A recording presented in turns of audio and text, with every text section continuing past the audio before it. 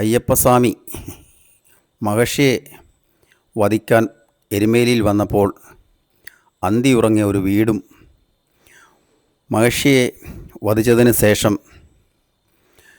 വാള് കഴുകിയ ഒരു കുളമുണ്ട്. അതാണ് ഈ കാണുന്നത്.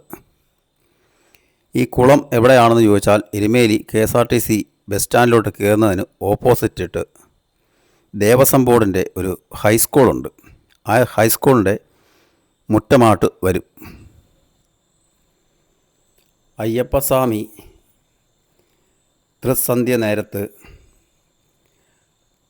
എരുമേലിയിൽ വരികയും ത്രിസന്ധ്യ നേരത്ത് റോഡിൽ നിൽക്കുന്ന ബാലനെ ഈ വീട്ടിലെ അമ്മ കാണുകയും ആ ബാലനോട് സന്ധ്യ നേരത്ത് റോഡിൽ നിൽക്കണ്ട, മഹർഷി കണ്ട മോനെ കൊന്നുകളയും, അതുകൊണ്ട് എന്നോടൊപ്പം എൻ്റെ വീട്ടിൽ വന്ന് ഇന്ന് രാത്രി അന്തി ഉറങ്ങിയതിന് ശേഷം നാളെ പുലർച്ചെ തിരികെ മടങ്ങിയാൽ മതി എന്ന് പറഞ്ഞ് ആ ബാലകനെ കൂട്ടി വീട്ടിൽ വരികയും രാത്രിയിൽ അയ്യപ്പസ്വാമി പോയി മഹർഷിയെ നിഗ്രഹിക്കുകയും തിരികെ വന്ന് അയ്യപ്പസ്വാമി ആദ്യ കാണിച്ച കുളത്തിൽ വാളിലെ രക്തക്കറകളെല്ലാം കഴുകിക്കളഞ്ഞ് തിരികെ ഈ വീട്ടിൽ വന്ന് അമ്മയോട് മഹർഷിയെ നിഗ്രഹം ചെയ്യാൻ വേണ്ടി ശിവനും മോഹിനിക്കും പിറവിയെടുത്ത അയ്യപ്പസ്വാമിയാണ് ഞാൻ എന്ന് അമ്മയോട് പറയുകയും ഇനി മുതൽ ഈ വീട് ലോകത്തെ എല്ലാ ജനങ്ങളും പുത്തൻ വീട് എന്ന നാമത്തിൽ അറിയപ്പെടും.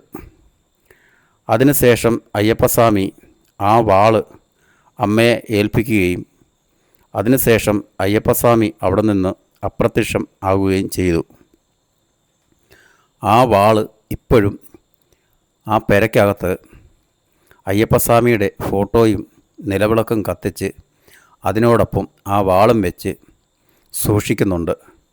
നമുക്ക് ആ വീടിനുള്ളിൽ കയറിയാൽ ആ വാളും എല്ലാം കാണാം.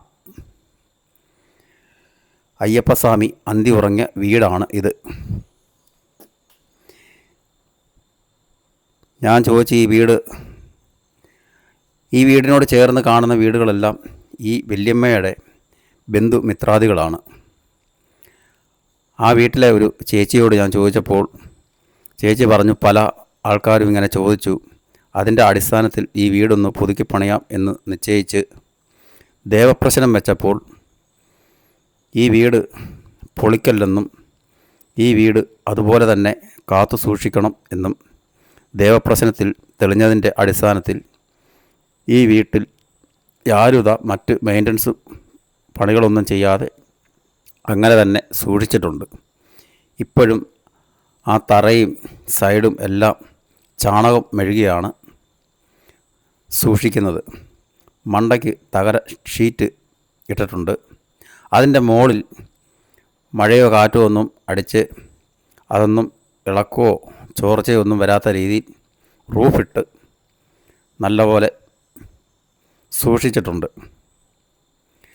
ഇവിടേക്ക് വരേണ്ടിയത് എരുമേലി പേട്ടാക്ഷേത്രത്തിൽ നിന്ന് ധർമ്മശാസ്ത്ര ക്ഷേത്രത്തിലേക്ക് ഒരു 50 മീറ്റർ നടക്കുമ്പോൾ ഇടത്തെ സൈഡിൽ ഞാൻ ആദ്യം കാണിച്ച ആ വഴിയുണ്ടല്ലോ, ആ വഴിയെ ഒരു 30 മീറ്റർ കഷ്ടിച്ച് കയറി ചെന്നാൽ ഈ വീട് കാണാം. എന്തെങ്കിലും സംശയമുണ്ടെങ്കിൽ അവിടെ ഉള്ള ആരോട് ചോദിച്ചാലും ഈ പുത്തൻ വീട്ടിലേക്ക് പോകുന്ന വഴി ഏതാ എന്ന് ചോദിച്ചാൽ അവർ കാണിച്ചു തരും.